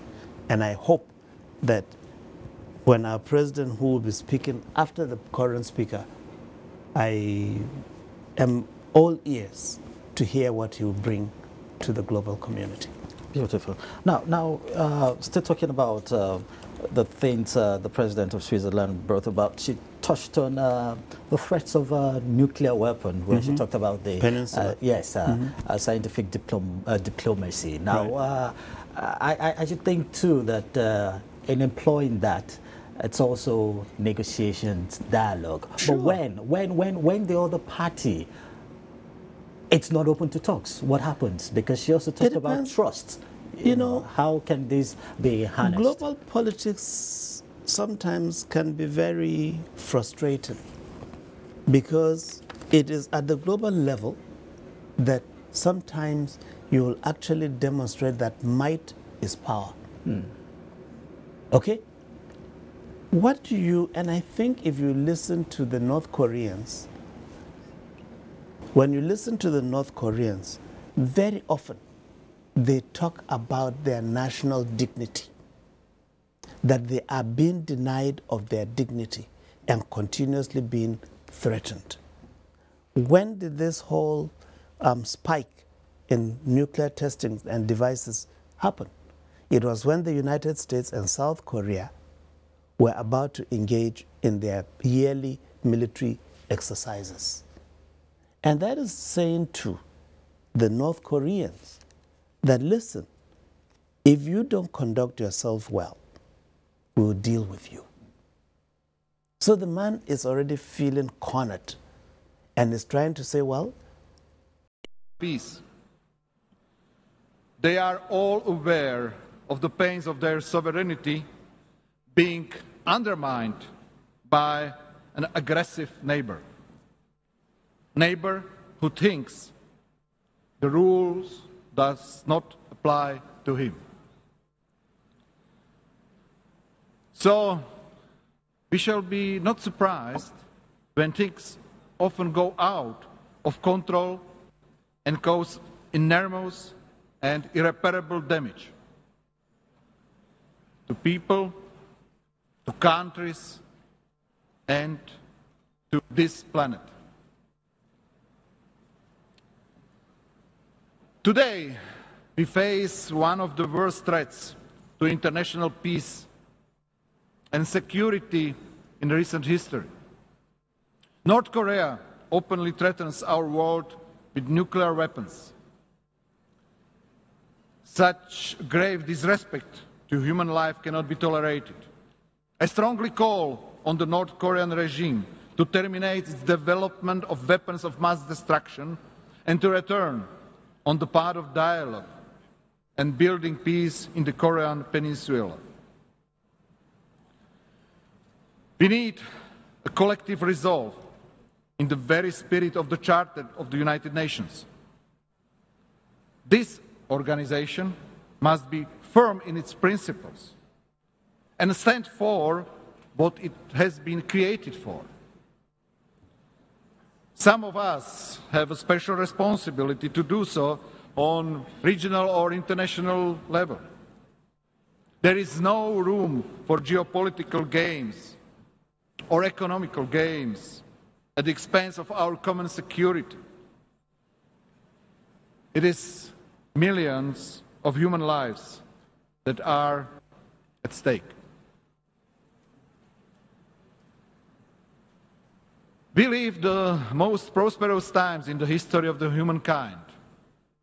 We have all the tools and enough resources to help every human being on this planet to live a life in dignity, free from fear or hunger.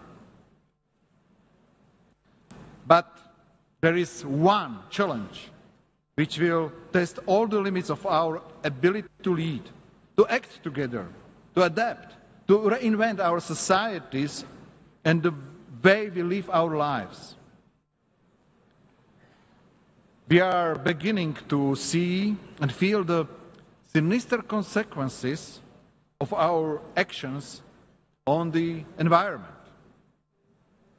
Be it once in 100 years, floods repeating with high frequency, hurricanes that struck harder than before, or devastating droughts, forcing people to abandon their homes. These disasters are not warnings of the future climate change. These powerful natural events are features of the new environment we live in now. Last year, adoption of Paris Agreement was an extraordinary demonstration of collective will to address challenges arising from the climate changes our societies have to face. It may be remembered as a unique effort of the present generation of humankind to mitigate the consequences of our impact on the environment. It may become our ultimate legacy, chance for our children to adapt, to live happily and safely again in changed environment. Our devotion to common principles, our virtue to keep promises, and our ability to deliver results in this case is far more crucial than ever. No money, no short economic interest could possibly compensate the irreparable damage if we fail to act together and change our irresponsible behavior. The price of such planetary ignorance will be much higher than any we have ever paid. Slovakia understands the urgency for collective action. We pushed for the swift ratification of the Paris Agreement under our European Union presidency last year. And I confirm that we will implement all necessary national measures to fulfill our obligations. Because the Paris Climate Agreement must be implemented in full. Ladies and gentlemen, this organization has served us well for decades. It has faced tough challenges. It excelled in some, it may have failed in others, but it has been the best we have had, with countless successes and with a well-deserved global authority. And that's Andrej Kiska, the president of Slovak, on the podium presenting his statement. Ambassador Lolo, you talked about the Paris Climate Agreement, and that was just his last statement before now. Before this time, he had talked about some other issues. So can we just quickly... Well, of course, you heard his direct message to North Korea that it is behavior that the world cannot afford to put up with. They must fall in line. Talked about common security. He talked about human dignity and freedom, and then ended where we left his speech with sound on climate change. Now, what happens is that when political leaders meet, they find a way of putting pressure on themselves. You can see now that the world is beginning to isolate the United States on the Paris Agreement, where Trump and his government happen to be the only ones to walk away from the agreement. And that, what they are doing is sending a clear signal that it is not helpful, and equally it will be a setback to the gains that were made in Paris. I do hope that when we talk of scientific diplomacy, based on evidence, as one of the leaders has said, that those who keep asking whether climate change, as Trump claimed, was an invention of China to press its advantage, or indeed it is an actual phenomenon that threatens the rest of the world, that common sense will prevail and the scientific evidence will be acceptable to each and all manner of opinion that indeed there is a threat to humanity by changing patterns in our climate. Definitely. Now, Ambassador, he also said... It's Buhari next. Yes, okay.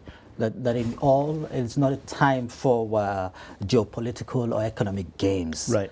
Because the ability to deliver results, it's more critical at this time than ever. Yeah. Now, okay, well, at that moment we've been waiting for, it's gradually drawing near after the president of Slovak, who's just leaving the assembly. The next speaker from our itinerary should be President Muhammadu Buhari.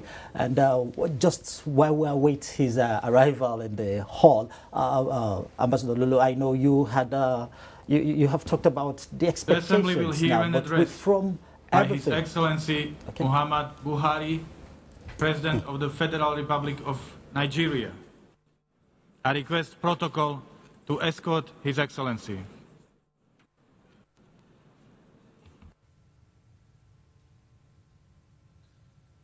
Muhammadu Buhari, yes, just before he takes the podium, quickly, from all that has been discussed and presented by the various presidents, is there any addition to what you had expected the president to say? I have the honor to welcome to the United Nations. Now is the moment we should no longer guess, but listen to the content. All right, let's go to the assembly. Thank you, Ambassador. To address the assembly.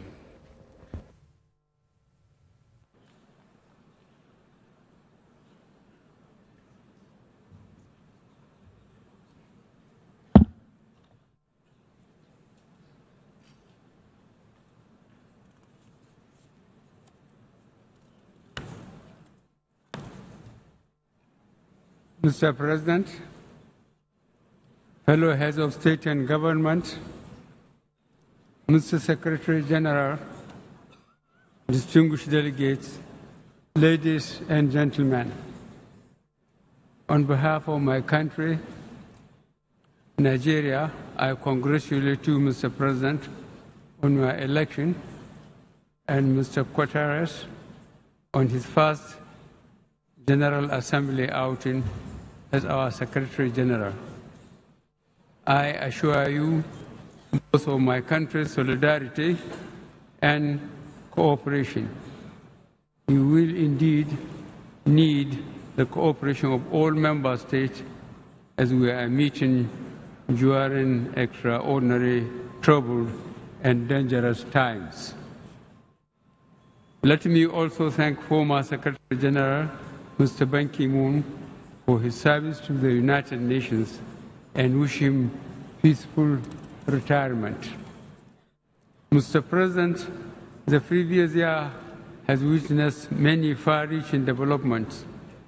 Some of the most significant events include the Iran nuclear deal, the Paris Climate Change Agreement, and of grave concern, the North Korean nuclear crisis.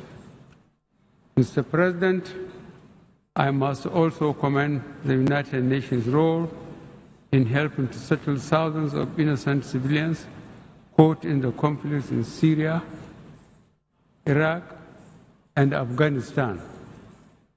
In particular, we must collectively thank the government of the Federal Republic of Germany under the commendable leadership of Chancellor Angela Merkel and the governments of Italy, Greece, and Turkey for assisting hundreds of thousands of refugees. In an exemplary show of solidarity, the international community came together within my own region to assist the countries and communities in the Sahel and the Lake Chad regions to contain the threat posed by Al-Qaeda and Boko Haram.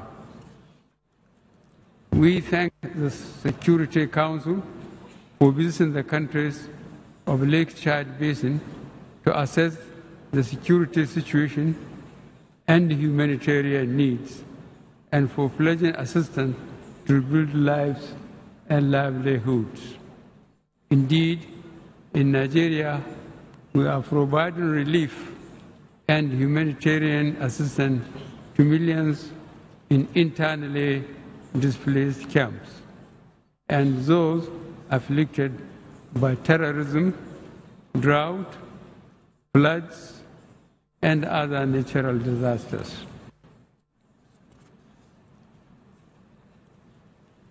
In the last year, the international community came together to focus on the need for gender equality, youth empowerment, social inclusion, and the promotion of education, creativity, and innovation. The frontiers of good governance, democracy, including holding free and fair elections, and the enthronement of the rule of law are expanding everywhere, especially in Africa. Our faith in democracy remains firm and unshaken. Our regional organization, ECOWAS, came together to uphold democratic principles in the Gambia as we had done previously in Côte d'Ivoire.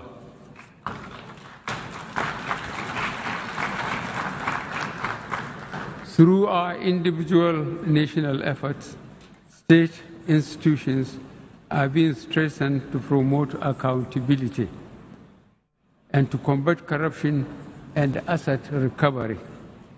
These can only be achieved through the international community cooperating and providing critical assistance and material support. We shall also cooperate in addressing the growing transnational crimes such as forced labor, modern-day slavery, human trafficking, and cyber crime. Mr. President, these cooperative efforts should be sustained. We must collectively devise strategies and mobilize the required responses to stop fleeing ISIS fighters from mutating and infiltrating into the Sahel and the Lake Chad Basin, where there are insufficient resources and the response capacity is weak. This will require strong United Nations cooperation with regional organizations such as the African Union in conflict prevention and management.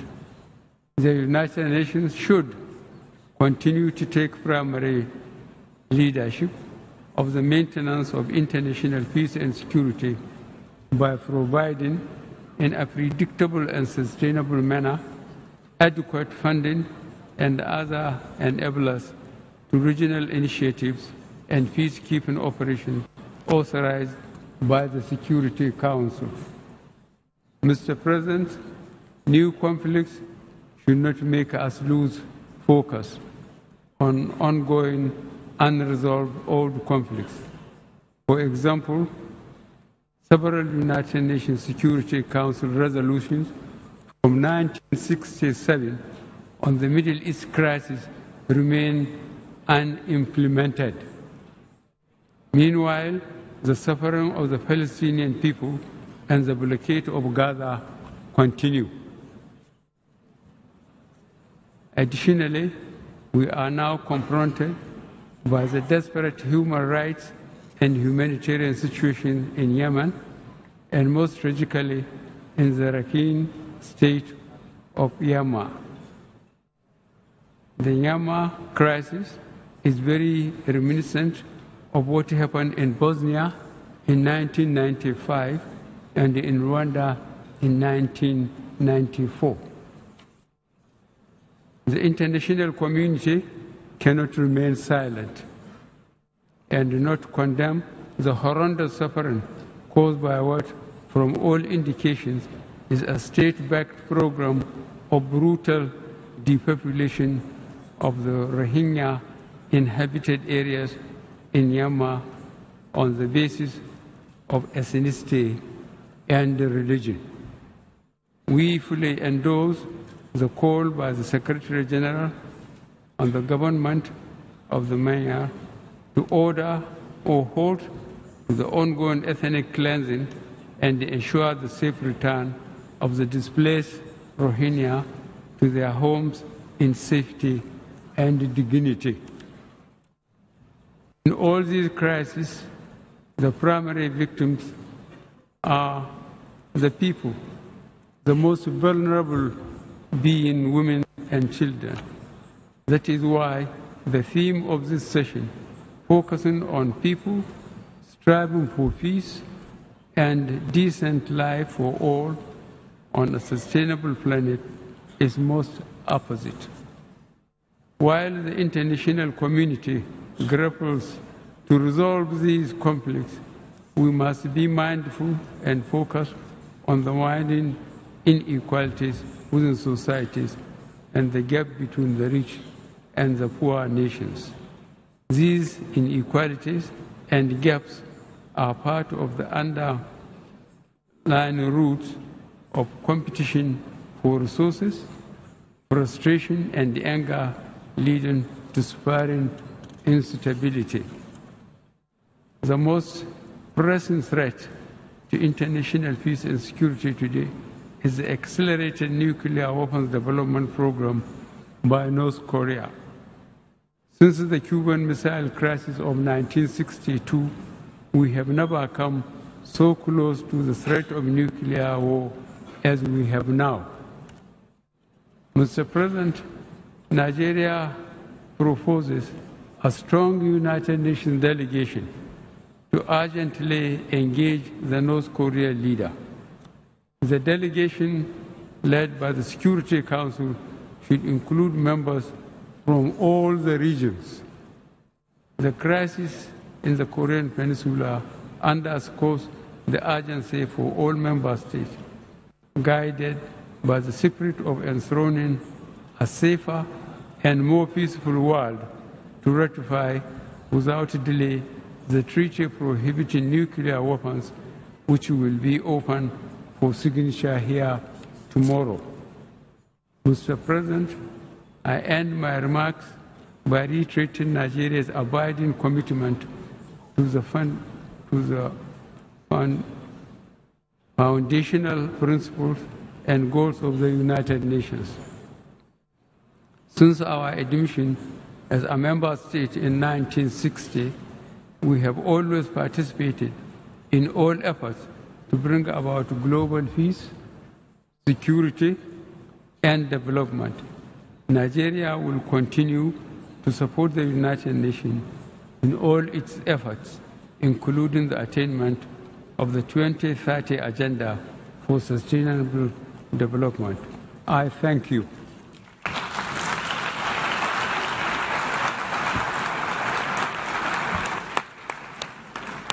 On behalf of the General Assembly, I wish to thank the President of the Federal Republic of Nigeria for the statement just made. May I request representatives to remain seated while we greet the head of state.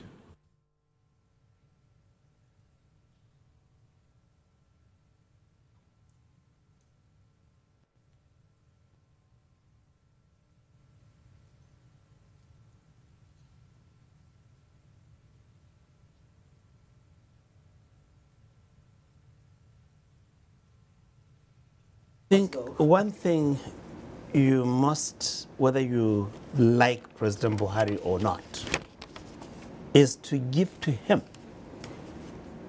his discipline, which he has demonstrated just now. Yeah. That he is a person who is very disciplined. about himself and responsibilities that are given to him. But let me quickly go then to comment about the speech. That we have just heard a rounded, multi-layered speech that did not leave anything. If you are really saying, what is it that is major that was missing from Mr. President's speech? He may not have used words directly, but there was a nuance to the speech that he just delivered. I had also said we should aspire to be an authentic voice. That just came across now. Of all the speakers that had spoken before President Buhari, none made the proposal that he made, and that is my number one takeaway from his intervention. We all agree that North Korea is a threat, not just to South Korea or the Asian and Pacific Rim where they are, but to the rest of the global community. No leader so far has proposed a direct UN engagement with North Korea. No. When the Slovak president who spoke before Mr. President, what did he say? The behavior of North Korea was unacceptable. But he did not make a concrete suggestion on what he should do. I mean, what should be done.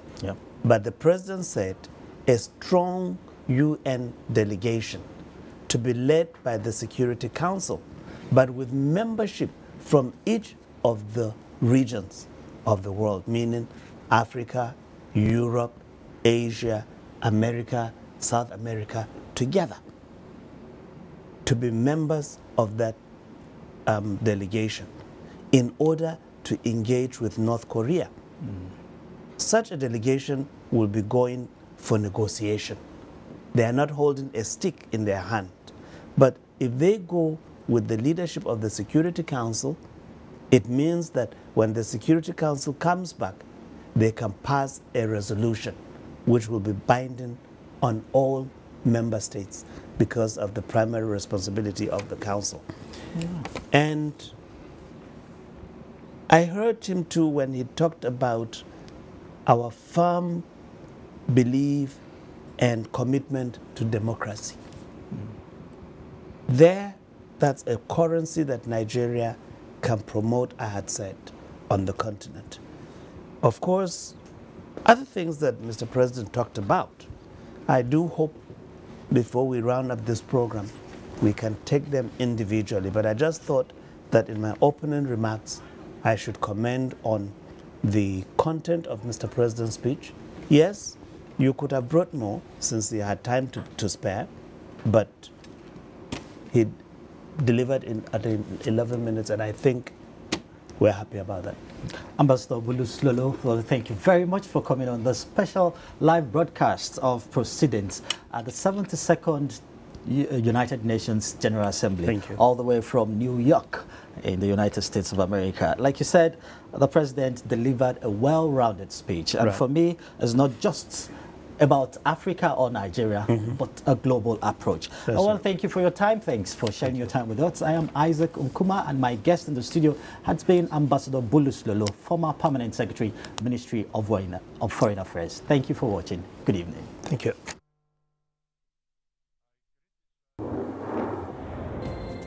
This is where it all happens. This is where dreams are made.